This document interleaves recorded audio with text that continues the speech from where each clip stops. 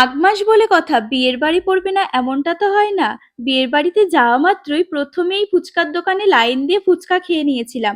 তারপরেই স্টার্টারে ছিল চিকেন পকোড়া আর fish ball. প্রত্যেকটা স্টার্টারের আইটেমই কিন্তু খুব ভালো হয়েছিল। আর এইদিকে সৌরভদা আর পাপাইকে দেখো, কি তাড়াতাড়ি ফুচকা খাচ্ছিল বাবা। তারপরে আমরা চলে গেছিলাম মেইন কোর্সের দিকে। সকলে মিলে একসাথে সিটে বসে খাওয়া দাওয়ার মজাটাই কিন্তু আলাদা, বলো। সবাই খুব মজা করতে করতে আমরা এদিকে খাচ্ছিলাম। আচ্ছা, তোমরা আমাকে কমেন্ট করে জানাবে তো, তোমাদের মাঘ মাসে কাদের কাদের বিয়ের বাড়ি পড়েনি আর পড়েছে। অবশ্যই কিন্তু এটা জানাতে ভুলবে না। আমার ভিডিও তোমাদের কেমন লাগে অবশ্যই এটাও কমেন্ট করে জানাবে। তারপরেই চলে গেছিলাম নিচে আইসক্রিম কুলফি খেতে। আর আমার বরকে দেখো কত তাড়াতাড়ি চলে যাচ্ছিল এগিয়ে। আমি পিছনে আছি, ওর কোনো খেয়ালই নেই, আইসক্রিম পেয়েছে বলে কথা।